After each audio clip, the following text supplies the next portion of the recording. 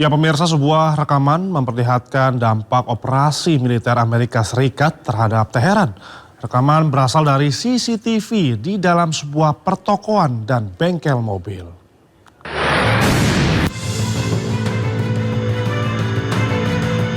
Sebuah jaringan retail Iran merilis rekaman CCTV yang diambil selama serangan Amerika Serikat terhadap Iran yang menunjukkan ledakan yang terjadi di beberapa wilayah, di antaranya Isfahan, Khoramabad, dan beberapa cabang di Teheran. Terkait serangan tersebut, warga mengetahui bahwa isu serangan nuklir terhadap warga sipil hanyalah dalih untuk menyerang pendukung Palestina.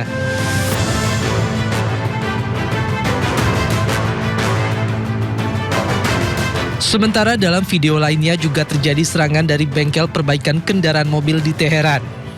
Bengkel tersebut dihantam beberapa bom yang dijatuhkan militer Amerika Serikat maupun jet tempur Amerika dari tentara Israel. Ya pemirsa, di tengah kenaikan harga BBM non-subsidi, polisi mengungkap penimbunan bahan bakar minyak subsidi jenis solar di Kabupaten Bangka Barat, Bangka Belitung. Pelaku menimbun 8.000 liter solar subsidi yang diduga akan diperjualbelikan secara ilegal. Rekaman CCTV memperlihatkan sebuah truk pengisi BBM subsidi jenis solar di salah satu SPBU di Bangka Barat. Truk diduga disalahgunakan untuk keuntungan pribadi pelaku. Turun. Polisi menggerebek tempat penyimpanan dan penimbunan BBM subsidi. Di sebuah gudang, polisi mendapati BBM subsidi jenis solar yang tersimpan di dalam puluhan drum, jerigen, dan toren berkapasitas besar 8.000 liter. Polisi mengamankan 3 pelaku. Solar subsidi diperoleh dari sejumlah pengecer yang membeli BBM di beberapa SPBU wilayah Mentok. Solar kemudian dikumpulkan di rumah salah satu pelaku sebelum didistribusikan ke gudang penampungan di Jebus untuk dijual kembali dengan harga yang lebih tinggi. Di tangan pelaku, petugas berhasil mengamankan 8.000 liter, kurang lebih 8 ton solar bersubsidi. 3 tersangka menjalani pemeriksaan, sementara barang bukti diamankan di Mapolda Bangka Belitung. Dari Pangkal Pinang, Bangka Belitung, Haryanto, iNews melaporkan. Ya pemirsa, harga beras di Pasar Bandung, Jawa Barat naik hingga Rp1.000 pasca kenaikan harga BBM. Akibatnya pedagang berkurang pembeli.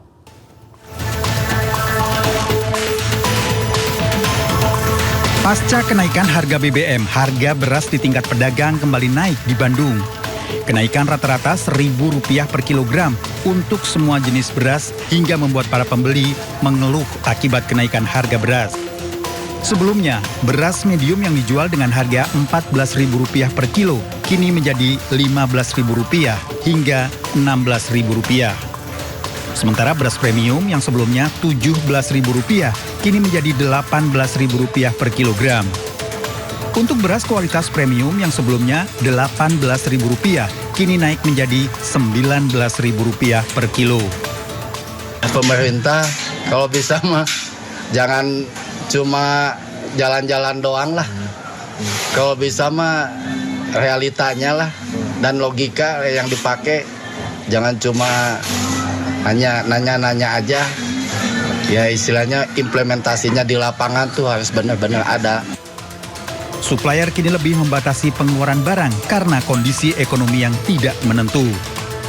Dari Bandung, Jawa Barat, Ervan David, iNews melaporkan. Harga kebutuhan pokok naik berimbas pada warteg, warung nasi andalan masyarakat menengah ke bawah. Pengunjung warteg makin sepi, pembelian pun banyak beralih cari menu murah seperti paket 10 ribuan. Sudah sebulan lebih warteg yang buka 24 jam di Tangerang Selatan, Banten ini sepi pembeli. Pemilik warteg Ipin Budi Syarifuddin mengakui pelanggan warteg makin berkurang. Pembeli juga lebih memilih menu-menu sederhana seperti telur dan tempe atau beli paket nasi sayur 10 ribuan. Sementara untuk menu ikan dan ayam seharga 20 ribuan kurang laku. Ipin mengakui harga bahan pangan seperti beras, minyak goreng, dan cabai makin mahal, membuat pengusaha mau tidak mau menyesuaikan harga menu makanan. Bahan plastik pun jadi semua naik. beras, apalagi itu minyak pun sampai saat ini pun ya harganya masih tinggi. Konsumen tuh menanyakan paket 10.000 atau enggak ya dia milih makan yang murah lah. Beda dengan apa yang dirasakan para pengusaha warteg, Menteri Keuangan Purbaya Yudi Sadewa malah tidak percaya dengan fenomena sepinya warteg saat ini. Purbaya juga membantah penurunan omset warteg merupakan cerminan lemahnya daya beli masyarakat. Cari warteg yang sini memang jelek, mungkin 5 warteg. Tapi mungkin aja dia kalah bersaing, sana lebih bagus, pindah ke sana. Itu yang kita mesti hati-hati. Saya sih akan investigasi betul nggak seperti itu. Tapi kalau kita jalan ke kampung-kampung semuanya rame loh. Kemarin saya makan cabai hijau masih rame. Ayam cabai hijau loh. Itu jadi hati-hati menerjemahkan data. Purbaya yakin ekonomi RI masih solid dan tumbuh di atas rata-rata pertumbuhan ekonomi ASEAN. Tim Liputan iNews melaporkan. Sejak beberapa hari ke belakang, keberadaan minyak goreng subsidi minyak kita goib di pasaran. Di Parepare, Sulawesi Selatan, demi mendapatkan minyak kita, warga khususnya kaum ibu rela antri hingga berjam-jam. Ratusan emak-emak di kota Parepare, Sulawesi Selatan rela antre berjam-jam demi mendapatkan minyak goreng subsidi minyak kita di pasar murah. Sejak pagi hari mereka sudah mendatangi lokasi dan mengambil tempat paling depan. Sejak minyak kita langka di pasaran, para ibu-ibu berupaya mencari hingga ke pasar murah. Meski harus berdiri di bawah terik matahari, warga tetap bertahan demi mendapatkan jatah minyak goreng bersubsidi minyak kita. Kelangkaan minyak kita juga dirasakan masyarakat Tangerang Selatan, Banten. Selama sepekan terakhir, minyak goreng subsidi minyak kita menghilang di pasaran. Akibatnya pedagang terpaksa menjual di atas harga eceran tertinggi, yakni Rp21.000 per liter. Sulitnya persediaan minyak kita di pasaran terjadi seiring rencana pemerintah akan menaikkan harga minyak goreng subsidi itu. Namun demikian, hingga kini pemerintah belum mengumumkan harga eceran tertinggi yang disepakati. Dari Tangerang Selatan dan Parepare, Erwin Eka, Nunung Pramono, iNews melaporkan. Ribuan rakyat Iran turun ke jalan-jalan utama di Teheran. Aksi dilakukan untuk menentang Amerika dan juga Israel. Beginilah lautan manusia memenuhi lapangan Kaleb dan jalan utama di Teheran pada Sabtu waktu setempat. Massa terlihat memenuhi kawasan tersebut sambil membawa bendera. Aksi ini digelar sebagai bentuk keteguhan rakyat Iran untuk menentang Amerika dan juga Israel.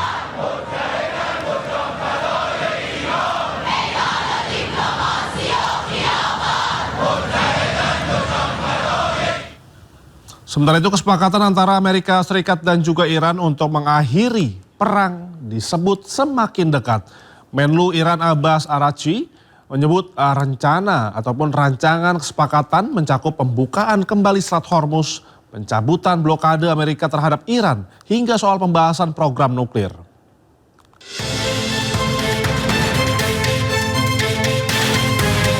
Menteri Luar Negeri Iran Abbas Araghchi menyatakan upaya diplomatik antara Teheran dan Washington telah menghasilkan rancangan nota kesepahaman berisi 14 poin yang masih terbuka untuk pembahasan lebih lanjut. Dalam wawancara dengan televisi pemerintah Iran, Araghchi mengatakan dokumen tersebut akan menjadi dasar menuju perjanjian final antara kedua negara. Tahap pertama mencakup penghentian perang di Iran dan Lebanon serta komitmen kedua pihak untuk tidak mencampuri urusan dalam negeri masing-masing.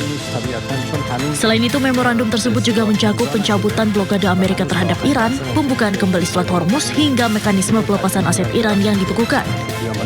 Araghchi juga menyebut isu nuklir dan sanksi ekonomi akan dibahas pada tahap kedua perundingan yang dijadwalkan berlangsung dalam 60 hari. دارایی‌های مسدود شده ایران هم طبق یادداشت تفاهم که امضا بشه، حالا اینو هم یادداشت تفاهم میگیم هم تفاهم نامه میگیم، بس به ترجمه هست که ممکنه هر کسی بکنه. بر اساس این دارایی‌های ما هم آزاد خواهد شد و هیچ یک از دارایی ما نمیتونه مجدد مسدود بمانه. ممکنه رخ بده. حالت اول این هست که دو طرف از میزان پیشرفت مذاکرات راضی باشن، لذا تصمیم میگیرن که این 60 روز رو تمدید بکنن. در توافق هم پیش بینی شده که این 60 روز قابل تمدیده. یعنی ما اگر در پایان 60 روز ببینیم آره مذاکرات مثلا خوب پیش رفته، اگر مثلا 10 روز دیگه یه ماه دیگه مذاکره بکنیم ممکنه که به توافق برسیم، خود دو طرف توافق میکنن و تمدید میکنن. Arachi pun menegaskan seluruh dokumen yang beredar di publik saat ini tidak dapat dianggap sebagai naskah resmi. Iran belum mengonfirmasi satupun versi kesepakatan yang beredar di publik.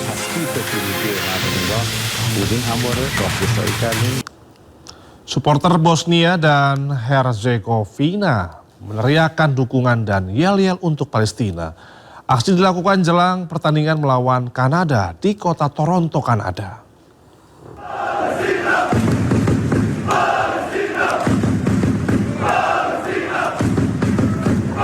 Sebelum pembukaan pertandingan Piala Dunia, Bosnia melawan Kanada, ratusan supporter berkumpul. Sorak-sorak Palestina menggema dinyanyikan oleh supporter Bosnia dan Herzegovina. Dukungan ini merupakan aksi solidaritas pendukung Bosnia dan Herzegovina untuk kemerdekaan Palestina.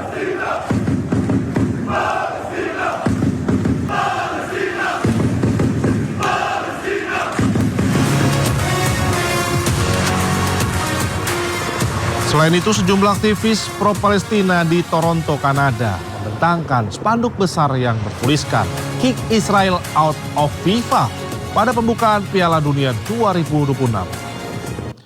Spanduk besar yang dibentangkan oleh sejumlah aktivis ini hingga menutupi spanduk resmi FIFA. Aksi aktivis ini merupakan solidaritas terhadap Palestina.